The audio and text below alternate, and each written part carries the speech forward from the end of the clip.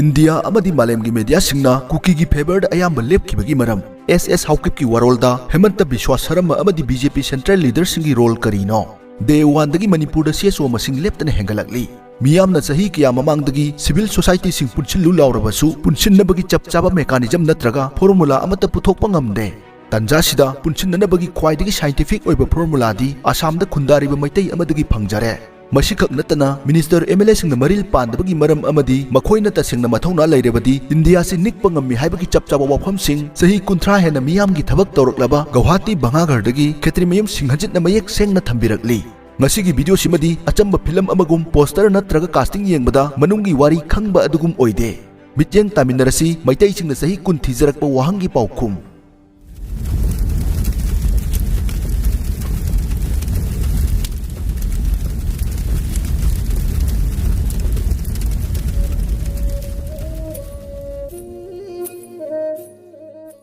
Akoina ngasi leijariba mafam asina Guwahati gi Bhangagar hariba mafam aduni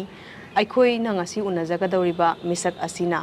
Manipuri National Council gi President Obiriba Oja Khetrimayum Singhajit Tanglaba matam kaithokpiduna RK Production gi damak matam bibibagi damak Ojabu thagachari RK Production su thagachari Oja Manipur mapanda laidunaju Manipur gi hek tholakpa thodok wathok natraga nungaitaba awaba khudingmakta Oja hoina yam chauna saru yari matangjida Manipur da hojik thogliba thodok asina maram oirakanda Manipur gi mapanda leiba maitai amoina isada kari phawbibage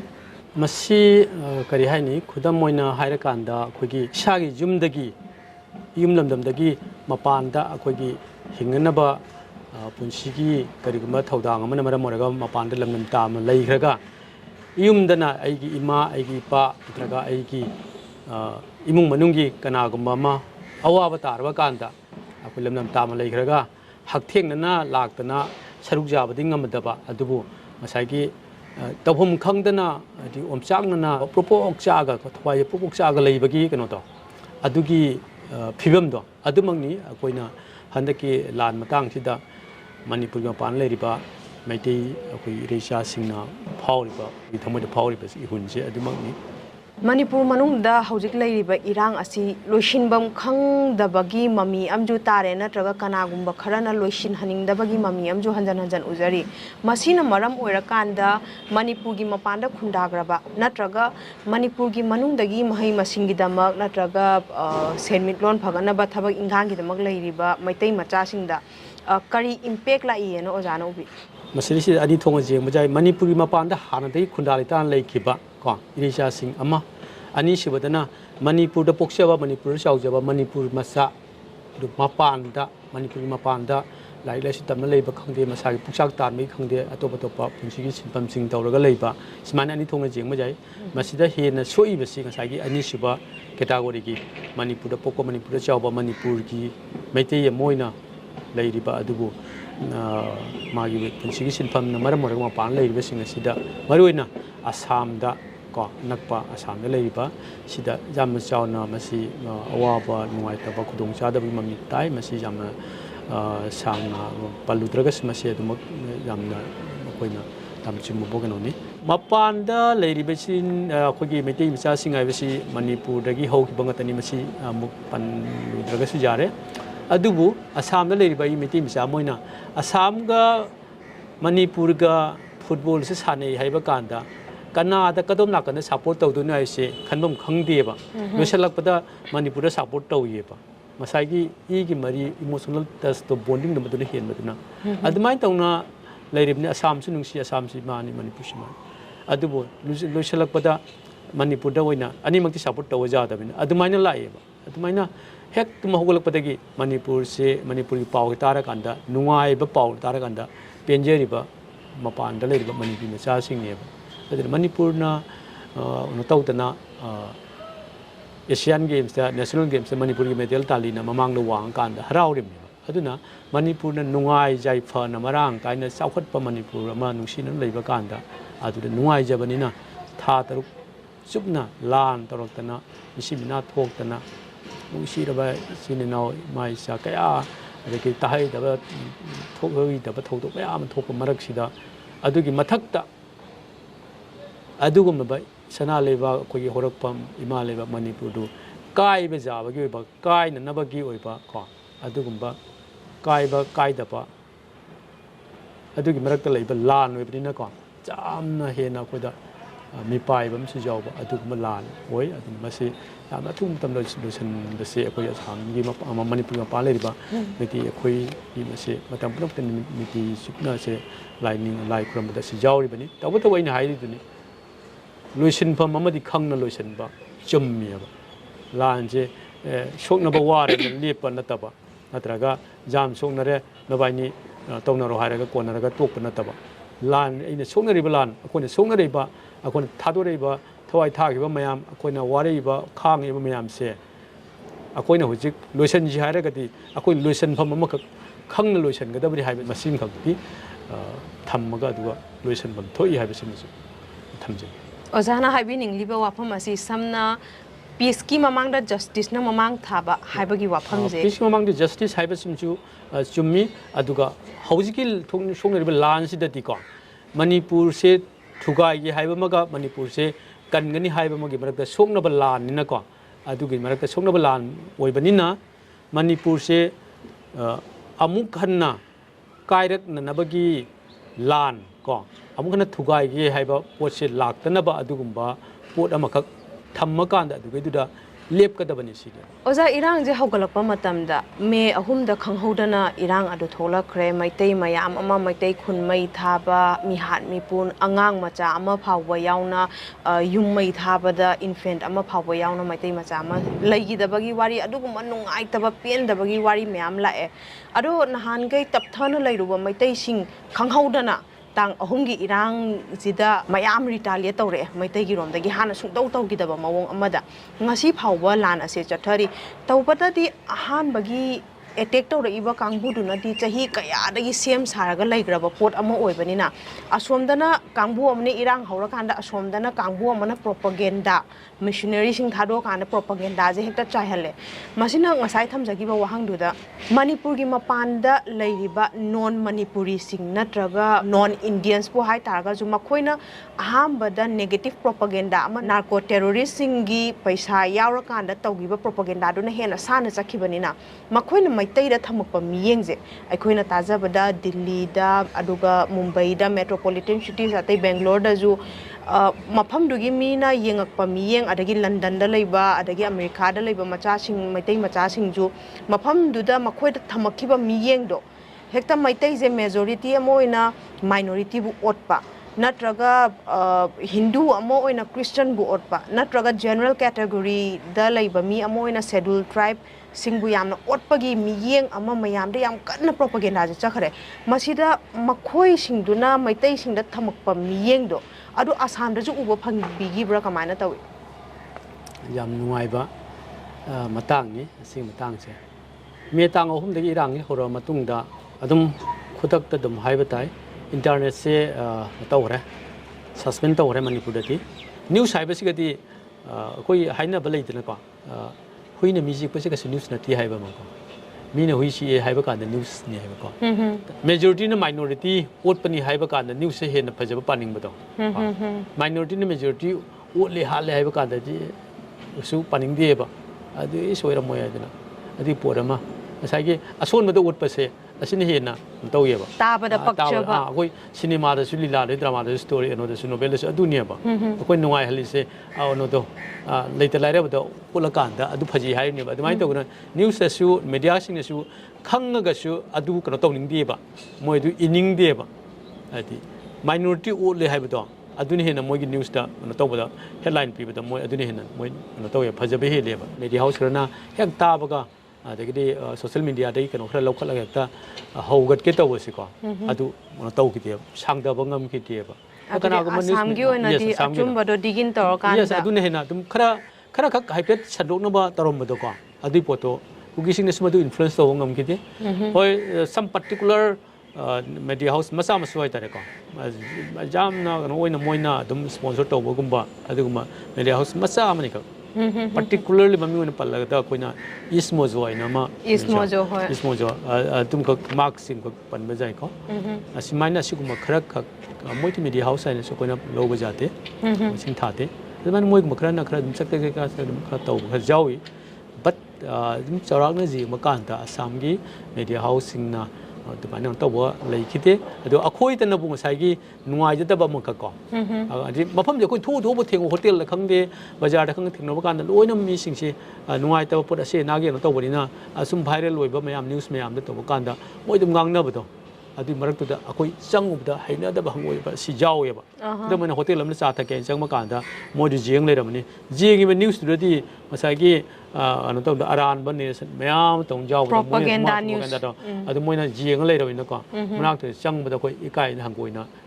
ตลาดทุกอันนี้ตัวเจ้าไม่ตั้งเจ้าเก็บอ่ะเขาก็ลักปกิมาทำดูดโอซามาตั้งจุด RK Production กีโอซากีอินเทอร์วิวดีโอซากีเนี่ยดู RK Production น่ะยามแชร์ตัวนิ่งบ่คุยกี่รอบตะกี้วารีมาเตะกำตั้งแชร์ตัวจังเกอีร่างเขาก็ลักมาทำจุดมีกี่ propaganda ยามกันน่ะทุ่มกันเลยหายไปจุดที่มาปานได้เลยบ่ไม่เตะมาจ้ามาย่ำน่ะเป่าเผาละกันน่ะมารีมาตาสิงน่ะเป่าเผาละกันน่ะคนยามกันน่ะขังเงอะโดยอินเทอร์เน็ตพังดับนี่น่ะअखोई ना counter तौगे जुगमदबा अदुगा ngahaktang machi marumdagi pagi be internet na di अखोई फजना मयामदा सेंगदोकप ngamdabado adudagi penmandabadagi अखोई ना team अमा सारकानदा जून हौगलकपा स्वाइजिदा अखोई गुवाहाटी दा लाक्चरा मेसिदना मु internet तो फंगमनिना सिदगी अखोई ना मपानगी मीडिया हाउसिंग दा पाव फावरा कांदा अदुगा इन्फ्लुएंसर सिंग दा पाव फावरा कांदा मणिपुर की वारी जे सिनी सुमाना तौबनी हा कांदा मखोई ना वीडियो सेंबिरकबा मखोइदा अखोइना नरेशन पीरकाना नत्रगा वीडियो पीरकाना मखोइना मखोइगी मरोन तोंगान बदा मरो लोन तरागी मथक्ता दुमाना वीडियो सेंबिरक मयाम यावे हानादि अखोइना ngasi फावबा अखोइगी व्यूअर्स सिंग दा सी पोसे सुंथम थमदबने मरक सिदा ओजा मणिपुर जनरल इलेक्शन मांगोइना हेमंत बिस्वा शर्मा अमदी राम माधव मसा यावना कुकी सिंगदा करीगुंबा नखोइना बीजेपी बुंगम हनबा तारगदी बीजेपी की सरकार फॉर्म तौबदा मतेंग पांग तारगदी नखोइगी डिमांड सिंग पीगे हाइदुना थाजबा पिरमी हाइदुना कुकी की मोगी लालहौलुब हुजिकी सस्पेंशन ऑफ ऑपरेशन द लैरिबा लालहौलुब सिंगजिना दुमाना एसएस हाउकी की चेरोल अमदा लेटर हेड अमदा मखोइना थादोरखिए सिगी मतांग द ओजागी ओइबा वाखलोन करिले अति मतंग नो हाइजनिंग बदी सिटी इलेक्शन की प्रॉमिस नि को इलेक्शन प्रॉमिस नि मणिपुर की मंत्री एमएलए सिंगसु जाम लैग्रेदना को सिंगापुर हेनगनि ओलनगनि हाइबगुंबा का हाईवे प्लेन ताहनगनि हाइबगुंबा याम लैग्रे सिटी इलेक्शन प्रॉमिस नि अदुका अदु नतबदा जुमना अखोगी एकॉर्ड अमम तौनकिबको लान चही 13 तौनर कांदा जांगै लान तौनर कान तौनकिबि एकॉर्ड सिंग फावो त मागे असुम ꯅꯣꯁꯦ ꯄꯣꯂꯤꯇꯤꯛꯁ ꯁꯦ ꯑꯗꯨꯝ ꯀꯩꯅꯣ ꯇꯧꯗꯅ ꯑꯗꯨꯝ ꯍꯧꯖꯤꯛ ꯇꯧꯔꯤꯕꯁꯤꯅꯤꯀꯣ ꯅꯥꯒꯥꯒꯤ ꯀꯩꯅꯣ ꯃꯇꯥꯡꯗ ꯆꯍꯤ ꯀꯌꯥ ꯁꯨꯔꯦ ꯆꯍꯤ ꯀꯩꯅꯣꯗꯒꯤ 97 ꯑꯗꯨꯋꯥꯏꯗꯒꯤ ꯀꯩꯅꯣ ꯇꯧꯔꯛꯏ ꯍꯧꯖꯤꯛꯐꯥꯎ ꯀꯔꯤꯝꯇ ꯂꯣꯏꯁꯤꯟꯕ ꯈꯪꯗ ꯂꯩ ꯑꯗꯨꯃꯥꯏꯅ ꯇꯧꯗꯅ ꯁꯤꯒꯨꯝꯕ ꯂꯩꯔꯤꯕꯁꯤꯐꯥꯎꯗ ꯀꯩꯁꯨ ꯊꯥꯖꯅꯤꯡꯉꯥꯏ ꯂꯩꯇꯦꯕꯀꯣ ꯑꯗꯨ ꯉꯁꯥꯏꯒꯤ इलेक्शन भोट खोब लाको मतमदा खरा बारबेल खरा प्रॉमिस पिरम्बा हाइबसे असिगिसे मसी मसिंग थारगा असि पुथोगा हाइनबा जाबा नैनबा जाबा अदुगा जेनबा जाबा पोट नतेबा नंग नहान इलेक्शन नतमदा लामनी असि नंग पिदे जारोय नत्रगा नंग सिमाना मोइदा हाइरम याय नंगदु सेंगदुवन हाइबा जाबा पोट अमबु नतेबा सिदि इलेक्शन कैंपेन नेबको इलेक्शन मांगदल नतौनेगे लांथेंगने इलेक्शन लोइबगा अमु सरकार सेमिने पॉलिटिक्स इम्पॉसिबल लाइबगा नो से जाउदेबा पोट खले अदुगा अखोगी असम की ऑनरेबल सीएम की मतांग सिदि मागती हुजिक ngasi इंडिया की पॉलिटिक्स नो सिदति याम हैसिंबा अदुगुंबा हैसिंबा हाइबसि अफबरोम दसु रम जाय पतबरम सु रम जाय को लोने जान जानरे अदुना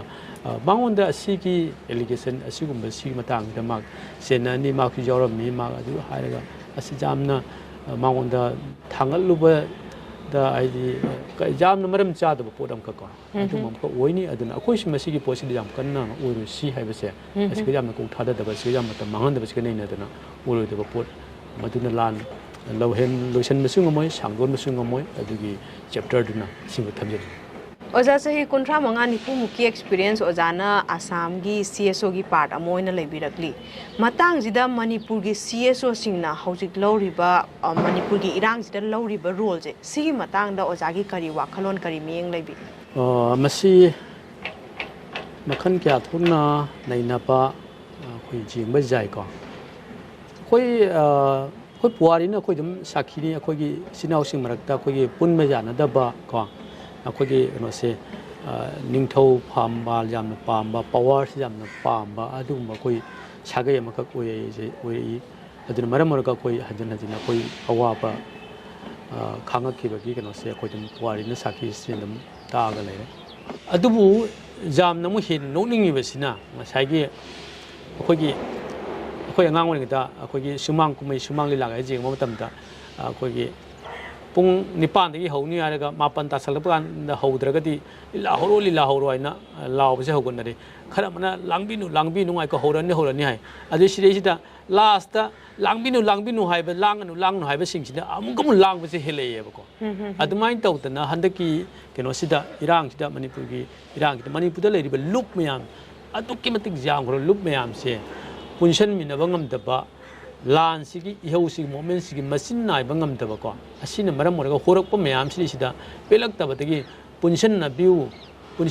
ꯑꯃꯠꯇ ꯑꯣꯏꯕꯤꯌꯨ ꯃꯆꯤꯟ ꯅꯥꯏꯕꯤꯌꯨ ꯍꯥꯏꯅ ꯂꯥꯎꯔꯛꯄꯁꯦ ꯑꯗꯨꯛꯀꯤ ꯃꯇꯤꯛ ꯌꯥꯝꯈ꯭ꯔꯦꯕ ꯌꯥꯝꯃꯛꯄꯗꯒꯤ ꯁꯨꯝ ꯂꯥꯎꯅꯔꯛꯄꯗꯒꯤ ꯂꯥꯁꯇꯗꯤ ꯑꯔꯣꯏꯕꯗꯤ ꯀꯩ ꯇꯧꯔꯛꯀꯦ ꯍꯥꯏꯗ ꯉꯁꯥꯏꯒꯤ ꯄꯨꯟꯁꯟꯅꯕꯤꯌꯨ ꯍꯥꯏꯕ ꯂꯥꯎꯔꯤꯕ ꯃꯌꯥꯝꯗꯣ ꯑꯗꯨꯅ ꯑꯃꯨꯛ ꯀꯥꯆꯤꯟꯗ ꯂꯧꯔꯛꯄꯗꯒꯤ ꯍꯧꯖꯤꯛꯀꯤ ꯄꯨꯟꯁꯟꯅꯕꯤꯌꯨ ꯍꯥꯏꯔꯤꯕꯁꯤꯡꯗꯨꯅ ꯑꯃꯨꯛ ꯂꯨꯞ ꯑꯃꯃꯨꯛ ꯑꯣꯏꯔ ꯊꯣꯔꯛꯑꯦꯕ ꯍꯥꯟꯅ 10 ꯈꯛ ꯂꯩꯔꯝꯕꯗꯣ ꯑꯃꯨꯛ ꯄꯨꯟꯁꯟꯅꯕꯤꯌꯨ ꯍꯥꯏꯅ ꯂꯥꯎꯔꯛꯄ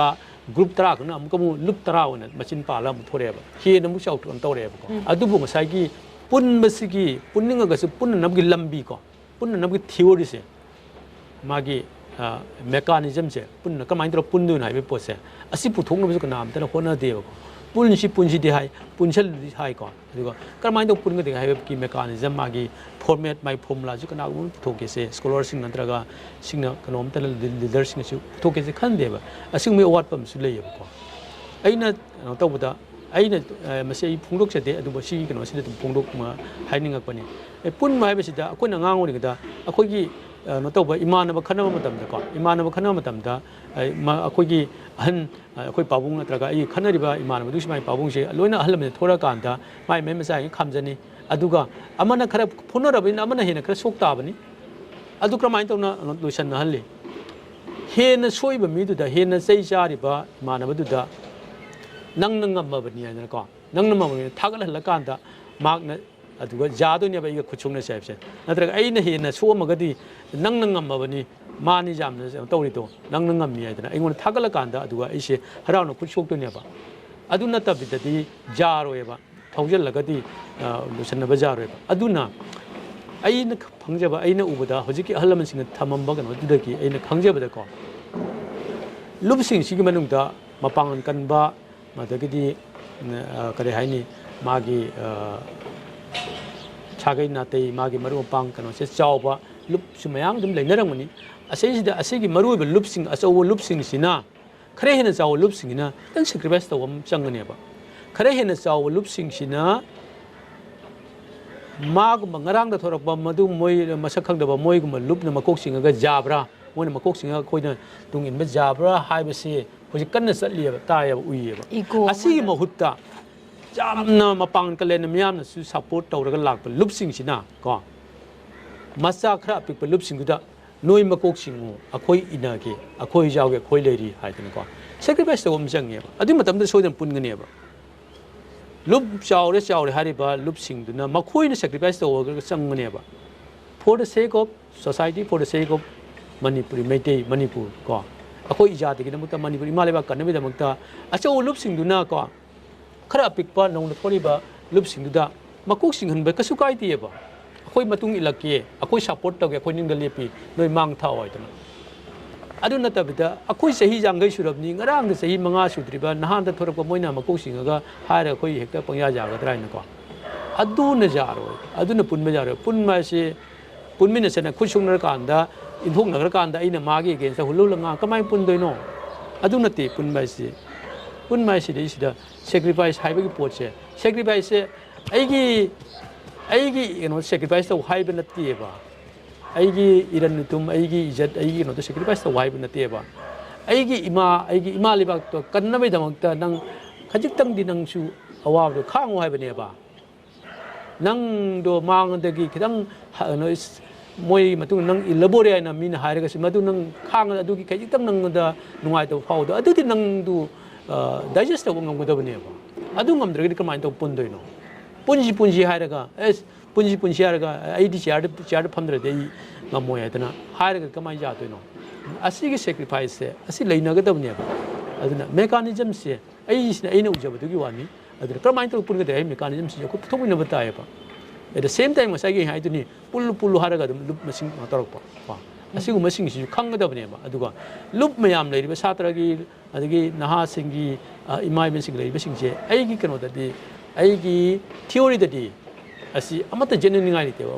magi thodang se punna ga dabne ba magi ma kana maru logu da gi hai ba se lowra ka da amana amada genuine ngai ni te ba chamma nam satra gi sangsan manga tara leira me har ga su noina si dum lowro noina si lowro noina si tawro si to hai ga dabne ba adu to ro kan punna to mina ga dabne ba adu tab de nang ding rang do ro ni nang ngai ko chang kin wan hai ba jaro ya ba adu asiti leibak kan be damukta ima leibak kan be damukta ijati si kan be damukta adu lak pa kan da akoi puthong mina batai ba lambi se punna na lambi thi batai ba asi changi marak sida si maru ba si sida punhan na bagi hona ba si ga force kras jaw ye na khali madu force de ko gi political party sing che political party sing sina oining ba party oisano makoina manipur kandaba jadi aduna si matang tai party amagi amatta jingba jadi hebe pose ngasi phawda manipur gi MLA sing khangde party leader sing any party leader sing masi phaw ngamde se yam phongna jam sing na silence ro haiba ngani manipur gi any party political party sing leader mattan ngasi phawda ai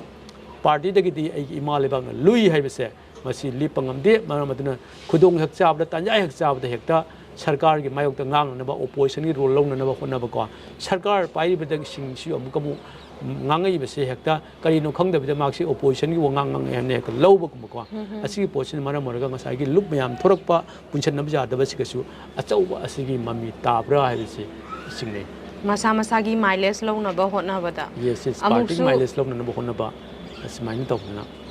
yam phajaba wafam ni ojana thambigri je tamjan ba haiba ji dadi ikha gi angang haiba leite yekna ba haiba leite afaba di pumna maktagi tamgadabani amuksu makok thongna cheli ba matured oireba CSO singjina kitang maning mamang handok hanjin ego side ta thamma kanda dumaina tasan komjalaga chatmina je haiba matamda luk macha singjina ju hena ahoina harau jage tani makoiju oja chahi tangkhai ama hena hojala aba irang jigi matangda manipur gi lengak loi singjina paikaliba thoram thodang singje sigi matang da oja gi wakhalon kari haina leibi kari haino bi manipur ki phujik leiba irang sida manipur ki lengak ko sarkar pairipa manipur lengak pairipa party amasung lengak ne jawriba mantri sing MLA sing ki honorable CM ka loina na ko makoi matak pien da basidi khoi malem tari ba miti sa pungna makna pien da base phawr manai ni khalli haidi makoi mathak tai se personally nate saki lenga ka mati le sarkar am le du irang si kari gino losan bangam dri se habi ko makoi nusi da bagi nate makoi da marin pan thokte marin pan dri se kari gino habi ko kari dano no ngam dri se kamai kai adu gi pien da badu ni ko sarkar bari ba NDA the jawri ba BJP galena ba sing se asi ta gi nata bada different parties sing lady be sing si MLA sing sina su ko jab manana lepam je thoi ya ba pukse ji amna thamu am seng na kram ain tor ga lan ji lo san ga de kram ain tor ga lai ba manipur imale ba thukana na ba khona ri se kram ain tor ga masi mai thi pi ga de hai bi chap man lem nang ba ma lem political mileage lo bagi mahutta yes party mileage lo bagi mahutta aduga asi changi madu gi jama uwa phangde ko asina de mar mar ga manipur gi handa ki masida kare ba ko kare ba mai ti MLA sing both sarkar pai ba or pai da ba puna gi mathak ko pen de ko sarkar pai ba sing mathak ta ne hen pen ri basina marin pan thok ta ba ko thabak ta wangam da ba ki pen da ba ne तो ये कुछ किसी की मरक से इस तरह सरकार से थुगाई न बको सरकार से थुगाई रहेगा अमुक मनुष्य मिखल से अथुबिद लागा अमुक भोट लेमनिंग बागी असिकी इंटेंशन को असिकी मोटिव से सीधा थबक तो वांगांग बा political party sing political workers sing politicians sing ko social workers sing मैंग वो फंगे बा अदु सिंग दे कोई ना जामना थीना अदु दे कोई condemn तो नहीं है सरकार कायब जारो सरकार काहन बजारो सरकार सु लेगदबनी को सरकार से होनगदबनी मियाम से होनगदबनी सीएस सिंह सोनम कोई पुनम होनमिनगदबनी सरकार पाइब और पाइदब अदुगा सरकार सु लेंगदन लेगदम सरकार सु कायब जारो सरकार कायब है बसे अखोगी लान सिदा मणिपुर कन्नन लान है बसिदा को अखोगी खोंग नाम अखोई थुदिकपगुम ओगदबनेबो मसि भाबता मिनगदबने अदु नतबदा पॉलिटिकल पार्टी सिंगना हाइबसिदा मसागी एमएलए सिंग पुनम जारो को सिदा अदुम खुदों चाब लौनि मुसि याम जावयेबो अदु मरम मरगस मसागी लुपसिंग पुनसन बजाब जाद बदु सुम याम मदु इन्फ्लुएंस संगी अदु अइना यामना याम नोंनिंग बो मखंगना अखोगी पार्टी सरकार पारिबा पार्टी की एमएलए सिंग मंत्री सिंग को लोनना अतोपा सरकार पाइबा the जावदबा opposition da or opposition na tabak khangde to party sing MLA sing asu handa ki issue si da ko handa ki irang si da lan si da kari taw ga da ki heb si khangje da ba mai taw mayam u phang ya most of them ayam na kari no taw to moi na kari ro lo ga da ge se moi akoi MLA ma di oire mantri si masar masura ma oire but handa ki lan ji ge si da kari ro lo du na se masa na kari im da khangje da ba mai na u mayam ma koi na u ye ba mai u phang to taw ye ba लेकाई के club Singh नहा Singh Madgi loop Singh न लागा मयुम दा वासक हल्ले मयाम मांग दे हंद की लान सि Lucerne नगि दम अंग मतेंग पांगने अंग मोहन ने दम करी न दु अदरम अदुदि अमुखे न माग तो थोगत पि बतारे बा मागी मान तौरि बदा पु जामना नुंगाई जरे दन को अदु मोइन सु कई तौदोइनो से तहोम खंगदबा दिल्ली चलगा थामा थाखाय मा दा चा तुम दौड़गा लाग उनाबा फंगी फंगदे ना उनाबा फंगने अदुदा थबकसे अदुना ताकपति ऐना साउनिंगबदि जाय बट ऐना मदुना ताकपदा ऐना उजबम का ऐना फोन तवम का अखोय होजि कारेबे एमएलए सिंगसे मंत्री ओइबा खंगदे ओइदबा खंगदे एमएलए सिंगसे अखोय से कोगी मयाम की लेकाय की जाति की को फुरुप की करिगुंबा थबक थना जावरक तबा मोय बैकग्राउंड सिगुम जावरक तबा अयाम ओयबा ठिका खरा तौरगा को मदुरगि नाते चादब कारबार खरा तौरगा सेन पंपाई पारगा दम कारकप को अदु सिंगदुना एमएलए से ओइराकान हनक सि लान सि लाकान करी तौदु जम साय खंगदब को मांग खंगी से आई सरकार पाइब जावरिबनी आई अगेंस्ट द पार्टी अगेंस्ट सरकार अगेंस्ट वा ngang बजादे दु कतनी मान खलिस अदुमाने उय कोन कमदा एमएलए सि मागी असम दति एमएलए हमगी एरिया से को एरिया से वोटर से लाख अहुम मरी इवेंट मंगा जो फावा केंद्र ले को दो मणिपुर दि मी लिसिंग 35 दगी 25 था असिमुतनी को अदु ओरगसु मोय खरा दुना मणिपुर से रिप्रेजेंट तौरिबनेबा मणिपुर की कनो से मकोइना खोलाव से मोइना पुरगा मणिपुर की माइवन से मोइना लेप तोरि मोइ पुर सलिबनेबा अदु की पोतो मणिपुर काइब जाबगी मतमदुदा मखोइना करि तगोतगे सि करि गबम खंगदबा दिल्ली दा मंत्री उनबा सेंट्रल मंत्री उनबा चतपदा होटल नमित 23 कुनी तुमगा दे होम होटल न उनव फंगदे लाखपगु मतबम खंगदना नाइट क्लब जागा खरा तौरगा हराव नुंगाय तो लाखपगुंबा मयिमदा लाय कइ तौफम मसाना खंगजदबने असिगुंबसे जाम ngaieba aduna makoi se mayam gi thabak tawrakte haiba ko background makoi se zero ni mayam kari gam tawraktaba ko paisa ra pangtan ta laga ko mapa bun thang mu paisa ra pangtan ta degi landum khara pairaga degi nati cha do karba taraga pang to pang patient khara pang pai paraga nampu sapu taraga khoi gi di adumak su khoi gi di kano se ai khoi parikha da note taw se ma pa na dum silan base khoi di dum hainei dra ko thaina degi adumai tawdana khoi se adum lupa lising ma ani piraga khoi dum pangthaba kasum kano khandaba dumba kanglo moy bane purbo bane adumai ton paisa ra jela khula kara ko MLA ni poto aduna dum taiyaba du oina na aduna tawhum asige sida mo koina tawningai se mayam leyaba ma koina mayam leba MLA nifu leba sing manung da tamdagi MLA nifu leba mafam sida MLA amakak ani khangna makok singba kanda loina singaga phom noman bajaba ko center se hekta tumma jalo daba adugumba ihau sagat pa jaw potneba kona sira mi cham ko adagi ima sing tumba sab khangnan tha ma du sok te hipan na tawri ba kang ma asimai to bi mahuta moi MLA kudhani phulai ri bedu da MLA ani ahum khangna makok singaga ko atei duna hekta chamana jare noin tawraga di noi chumme na lemina ba kanda loina matham kha olhan jaw poneba adu na tabida makoi di makoi MLA khara khangna kanogi Kuki लेन की against the separate administration जी जानिंग दे है बदे signature थाबबु signature दम फजन पाब थोंना मयेक सेंगना आईनी अदु एक्स नि आइदना इबदो मोय इनिंग देबा मखोगी मेमोरेंडम मोइन थारबा मेमोरेंडम दुदे इबा तौरिबा सोइसिंगदो अय मखक जाउई मसिंग अंगक सुरगा लोरेना थाबा खुथालो थायाबा मोइन मेमोरेंडम पिबा मेमोरेंडम दा मोइन सिग्नेचर थारिबदो अदुना ngसागी एमएलए सिंग सिना मणिपुर ngasi कारिबा एमएलए सिंग सिना लौरिबा रोल से जामने इकाइनिङै जामना कन्डेम तौनिङै जामना लेबाक मचा तादबा दायित्व खंगदबको दायित्व लौबा हितबा मतिक चादबा अदु मना पुनमक्ते हाइजरोय मतिक चारगसु अखोगी हाइतबा खंगदबा नत्रगा चिंथबनि हिनबदगी मथौ तौदबा ओरमबसु जाय तौइगुमसे मखोनि जाम तौबगम लई को अन्ना हजारे कुंबा हन्न मखंगन को खोइ कनो से इंडिया जे फुमनु मुनुंगम केबा मान कसलितबा कसु अकनबा येनो तौसुनते दम चरा हेले हाइबि केनोदा अदु एमएलए नि फुम स्टेट अमगी एमएलए हुंबु लेबदा एमएलए नि फुमना अदि मथगा मी सीना नखुनदा लान तर मरकदा अदु मे सुदुदा मखोइ निफु लेरगा मखोइ मरी का मंगा थोगा को थोगा दिल्ली दा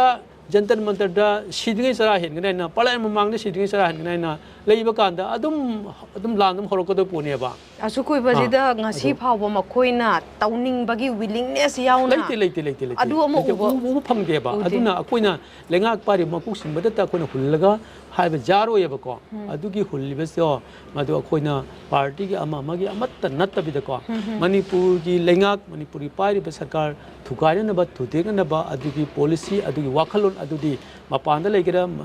मनुंगदा लेगेरा मिति मिसा पृथ्वी मिति मिसा अमोनको अचुंबा पाबा मणिपुर कन्म पाबा मिति मिसा अमगी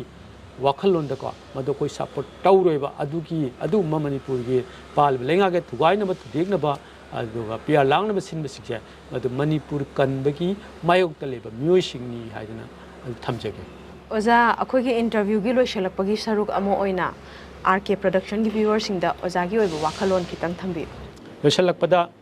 हनकी लान सिन मरम मोरगा अवाना तारिबा असेना थोइबा इसिरिनाव इमाइसा अहलमन ख्वाइ पुमनमकी अवाबदसु मणिपुर मपानदा लेरिबा मेटे सिंगसु चाप चाना सरुक जाजरी अमसुंग नखोगी नाक्ता मतम पुमदा लेबी हाइबसि कौबिगनु हाइबसि मथमजगे अमसुंग लान असिदा इहोसिदा माइपुनना सरुक जारिबा हिरम कयादा सरुक जारिबा इसिरिनाव पुमनमक छात्र छात्री मरु मपांग नहासिंग इमाइबेन अहलमन मियामगी मिहुत ओरिबा पुमनमकना अमत्तोइना कोक चुंगसिन मिनदुना लेजबा थौना पांगल लौसिंग पुथोकनदुना लान से माइ पाक्तबा जादे मणिपुर की अपुनबगी सक्तम कंदबा जादी हाइदुना पुनसन मिनसी हाइबा अमत्तोइना पुनसन मिनसी हाइबा वफमसी मयामदा अपील थमजरी मणिपुरी माना जाई फरे हाइबा वफमदी थमजरगा टेंशनजरी ngasigidamakta matang asida tension jari mityeng tabiriba pumnamakpu RK production gi maikaidagi hagat jari